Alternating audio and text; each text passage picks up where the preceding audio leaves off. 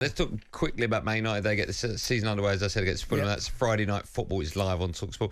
Erik Ten Hag will be in the dugout, or will he? After revealing Man United already had the best coach. He also admitted it's no secret they talked to multiple candidates. I want to get your views on the latest goings on at Manchester United. I read a quote as well that Erik Ten Hag said he's aware that Man United spoke to Thomas Tuchel, but after that they said, we've already got the best manager. How would you feel if that was you? If you were here at talkSPORT, okay, and you didn't, your contract was, you had a year left, and they would talk. They go, listen, we've already talked to Jamie Hara, okay. We've already spoke to Sam Ellard, right? Okay, yeah. And then Sam couldn't do it, and they go, Jay, we want you. We spoke to Sam, but we know he's not as good as you. What have you done? That's a terrible scenario to put me in.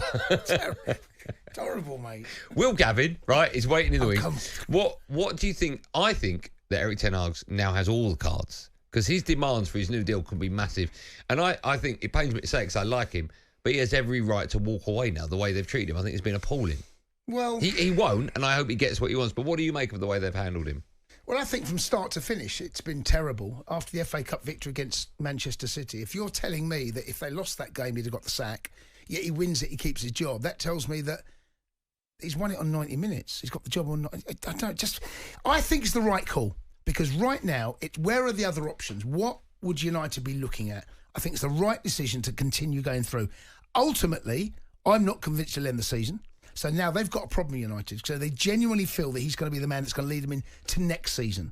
So in 12 months' time, is Ten Hag, what percentage do you think he's got of being the United manager? Genuinely. Well, on his terms or their terms? No. Whatever happens over the next 12 months. All right, okay. This time next year. Yeah, I think he will be. Right, well, then you've got to give him a 3-year contract. So 2 on top of the 1. Yeah. Right? Now you're really backing him. So he has got all the cards. Personally, I'm unconvinced. I think it's been unconvincing the whole way around. And if I think it is and you do, how does he feel? No, yeah, I think it's the way they've treated him is terrible. And I also think that the fact they've got, for argument's sake, Jason Wilcox in. I don't know Jason, I'm sure he's a lovely fella, but a person in that role, so this has nothing to do with Jason, who in theory can dictate or will dictate to the manager the style of football they play.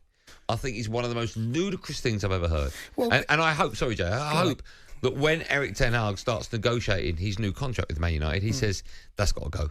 Well, if he doesn't agree to the terms of the contract, doesn't agree to the terms of what his role is, then he won't sign it. So we had this conversation about 5-6 weeks ago, you and me, and the same conversation is knocking about head coach or manager. The role of that particular person that's in charge of the first team is changing. It's dictated by who's in charge at the top and how the club see themselves as a football club. Unai Emery has gone from a head coach to a manager. Therefore, his control, in theory, is more over the squad. He then has a say what players he wants, what players he doesn't want. At Chelsea, that's not the deal. He is a head coach. That's why Poch left. That's why Potter left. That's why, Tuchel left. So there is now a totally different format about how the club view the manager / head coach, and it comes from the top. And they're all doing it now. They're all trying to change the way the club is viewed, because I think if the manager has too much control over the club, we saw with Sir Alex and Arsene Wenger, the DNA of that football club is hard to change. I know, but you just mentioned 2 managers who are 2 of the most successful managers we've ever seen in the Premier League. Yeah, but what happened when they left? There's that downturn. But you could argue that's because the wrong candidates came in.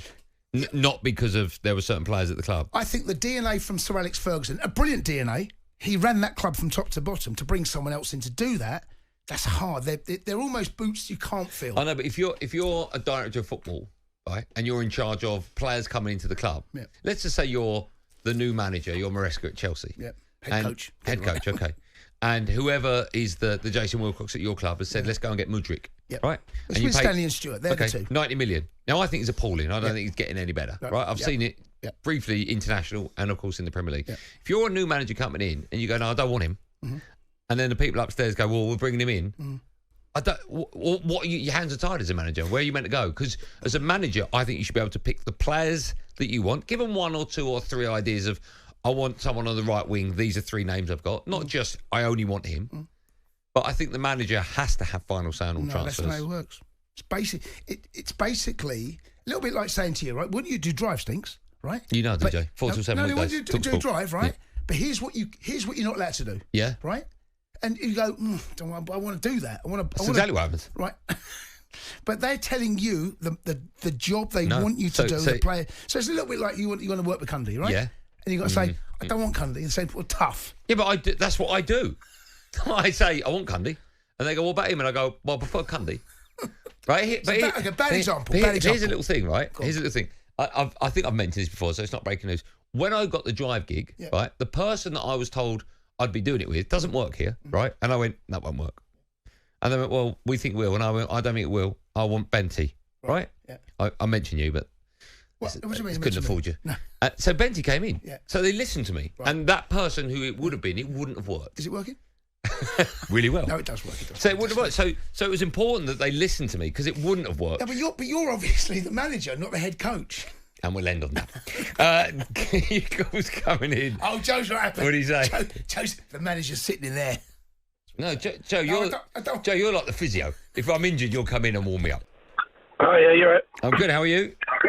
Yeah, very well, thank you. Are you enjoying the Euros, Steve? I am very much enjoying the Euros. Good. Yeah, lots of goals, which is good. Yeah, it is. Go on. I'm just ringing in. I can't agree with you, Andy, on the Ten Hag issue. What one? Both of them, to be honest. There's 2 points. United finished 8th, their worst finish in Premier League history. Yeah. It would have been negligent of them not to look at other managers. What they've done, they've gone out there. They've said, right, okay, there are managers out there. We're going to speak to them. They decided, maybe not. We'll stick with you, Eric. Here's another go, kind of thing. I don't think that's treating him terribly. I think that's just doing what a responsible club should do. And on my second point, regarding Jason Wilcox, we've been crying out for a technical director for years since David Gill left. Well, he wasn't a technical director, but for someone upstairs to dictate to the manager the style of play needed, I think is madness. But I think you end up then with how we've been over the last 10 years. You get managers in who bring in their players, and then after 2 or 3 years they leave. Another manager comes in. You have to rip up the playbook again, and a new style comes in. I think the other way round. Sorry, what about the players that have been brought in? What about if the manager doesn't think they're good enough? Well, that's down to the manager, and the manager can like it or lump it. I think the club basically you need to find a manager every time that fits the club's identity. So, like, look at Brighton. They play a certain way. They've got a model. If that manager doesn't fit, then that manager won't come. Whereas United have been spending millions and millions and millions over the last 10 years. Let me ask you this quick question, right? If Ancelotti leaves Real Madrid and Man United managed to have got his signature, do you think that would still work? Jason Wilcox telling Ancelotti how to play football? I don't think Ancelotti would come. No, but if he did... Yeah, but ifs and buts, isn't it? We're not living in ifs and buts. I know, but in my scenario, if he did, do you think that Wilcox would tell him? I think he probably would, and there'd probably be some element of collaboration. And all right, we're looking to play this way, and then if Ancelotti doesn't like it, he'll probably leave. Okay. And so be it. I think United need to get away from a bloated squad which they've had over the last 10 years, and that will help with the structuring of the club, and it will help with the purchasing of players as well by bringing in a manager that fits a style.